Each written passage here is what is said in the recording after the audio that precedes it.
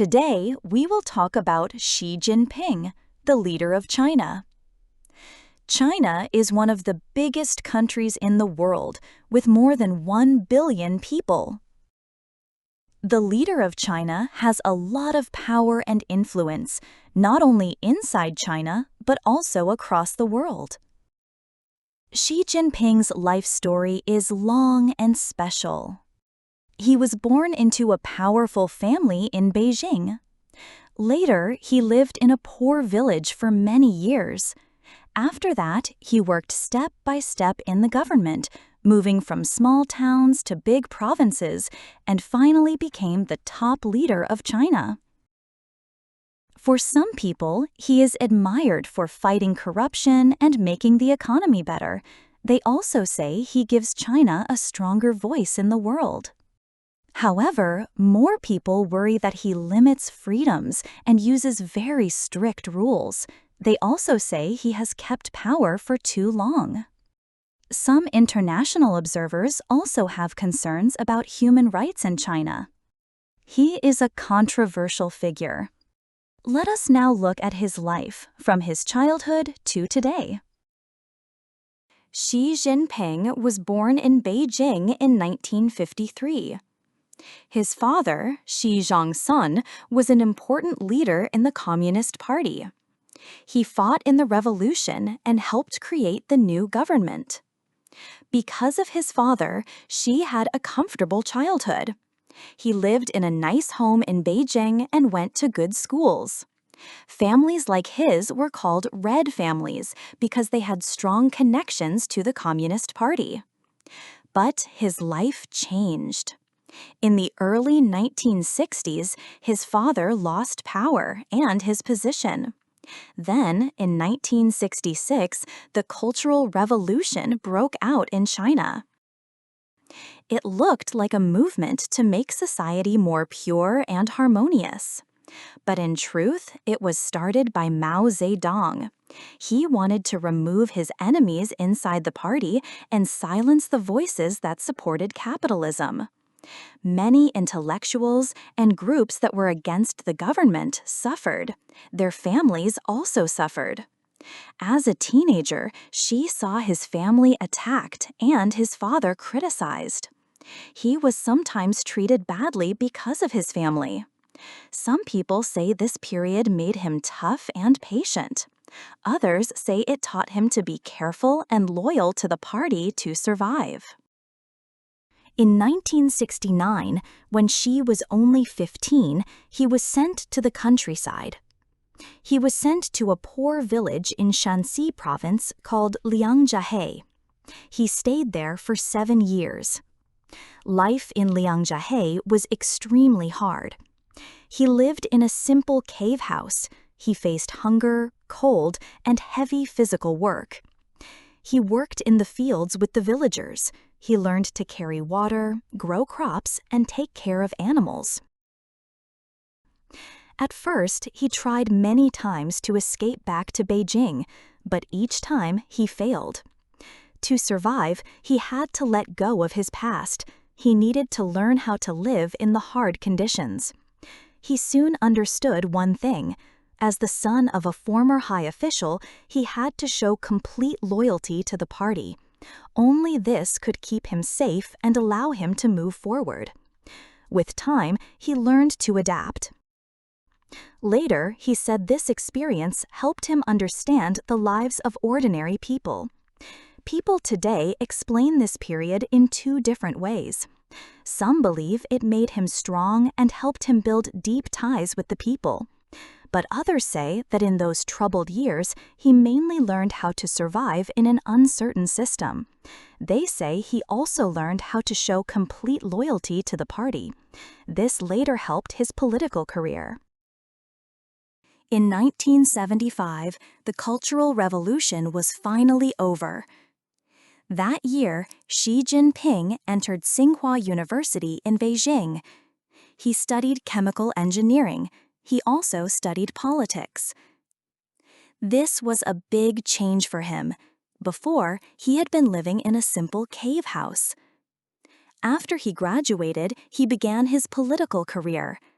He started with small jobs in Hebei province. In the 1980s, he moved to the coastal province of Fujian. He stayed there for 17 years. That was a long time for a young official. Step by step, he slowly climbed the political ladder. During this time, his political style was not ambitious. He focused on simple and practical work. He helped build the local economy. He also brought investment from Taiwan. People who worked with him said he was serious. They said he stayed low profile and avoided the political spotlight. This careful style later helped him. The political system in China had been full of fighting and danger, but Xi was seen as a safe choice. He was known as an official who followed the rules and did not cause problems. He survived by staying quiet and showing loyalty. These skills became more important than bold actions. Later, they helped his political career. In 2002, Xi Jinping became the top leader of Zhejiang province. Zhejiang was known for its private businesses and strong economic growth. Xi quickly joined this trend. He supported local companies and was often seen at their factories.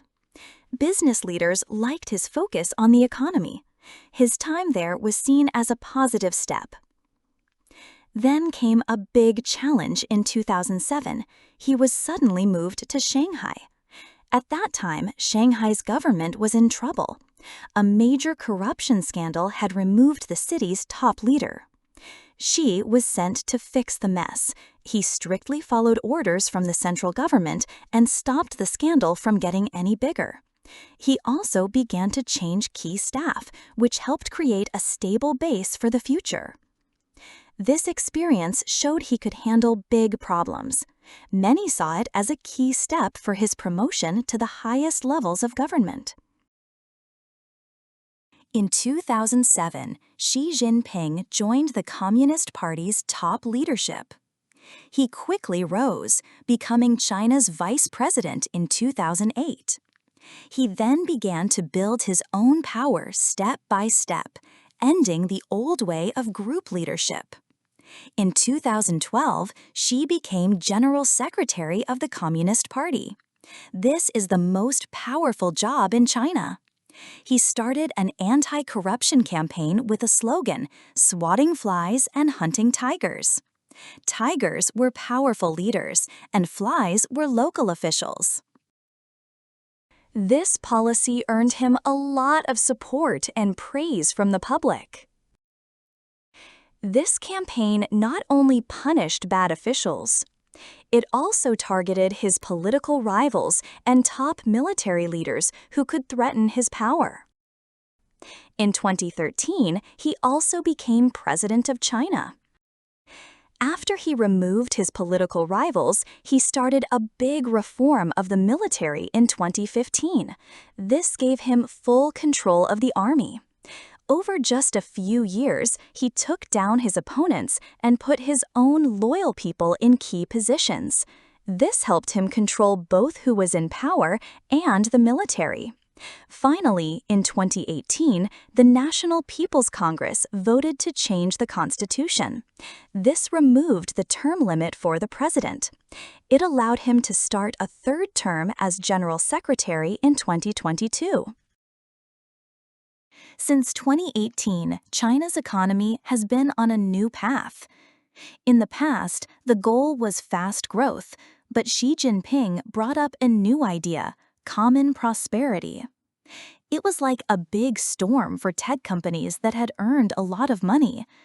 The government believed wealth should not stay with just a few people, it had to be shared more fairly. This storm seemed to be about social fairness, but it also had deep political reasons. After decades of fast growth, China had big gaps between the rich and the poor. This made people unhappy.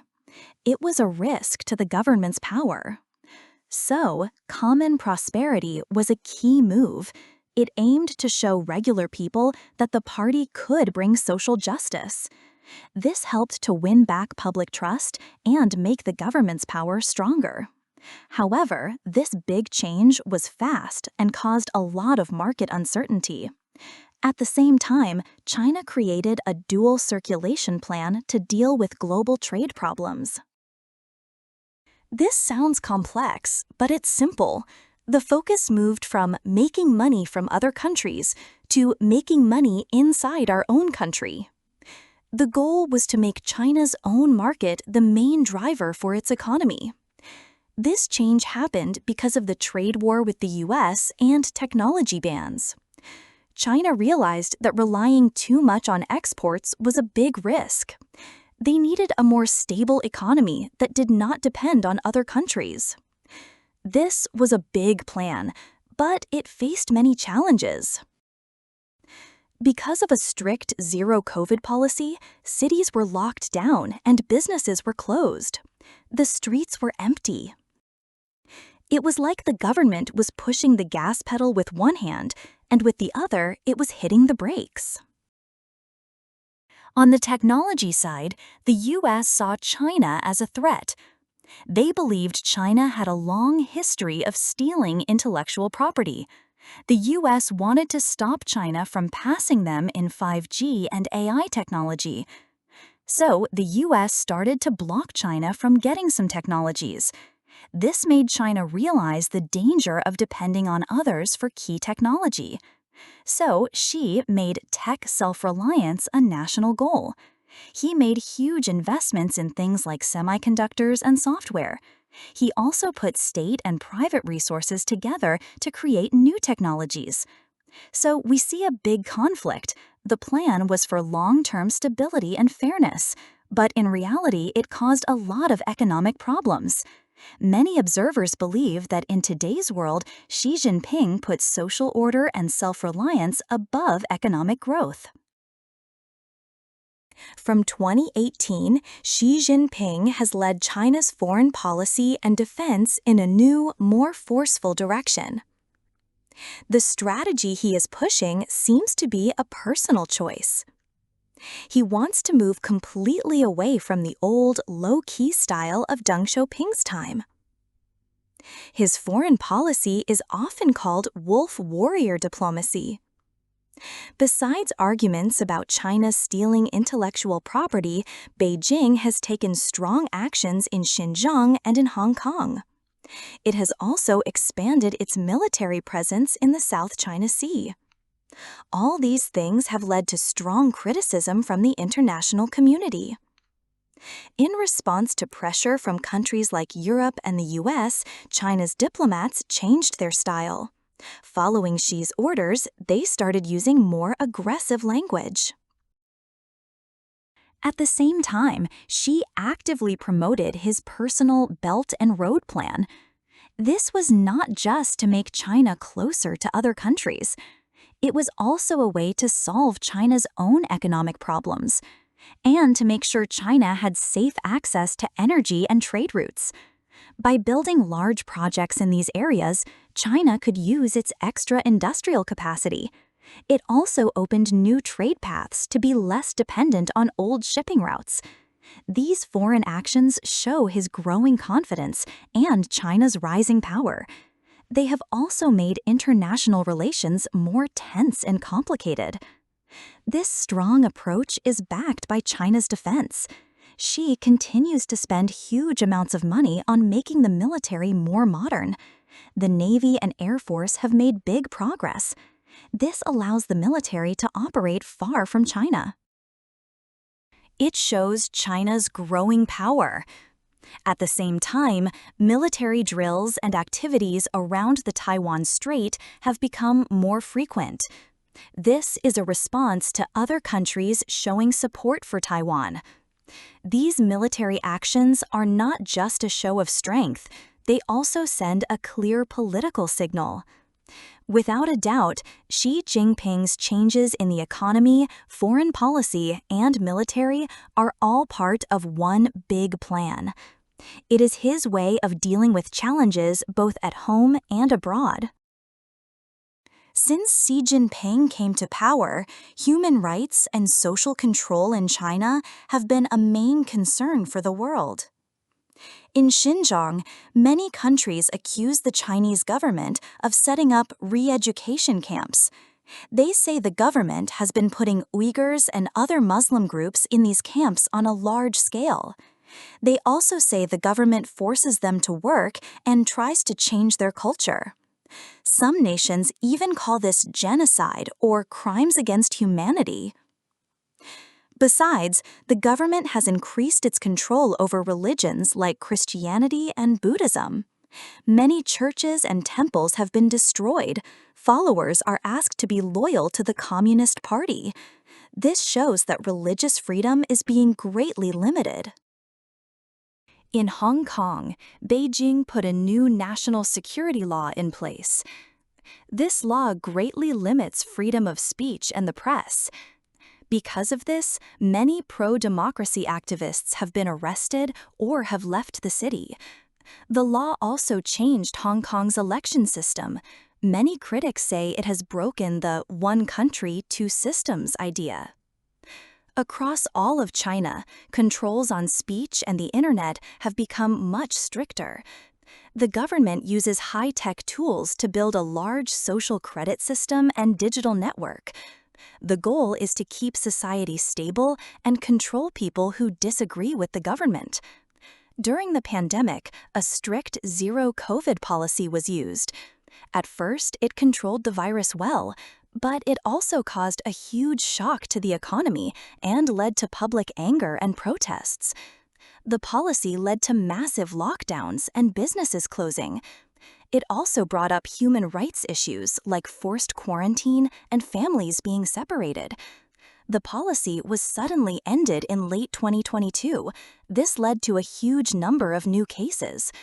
This policy showed how much control the government has over society. On the topic of Xi Jinping's impact, people have different views. His supporters see him as a strong leader. They say he solved big problems like corruption and poverty. He also pushed for fast growth in technology. China became a leader in areas like AI and space. This made China more important in the world.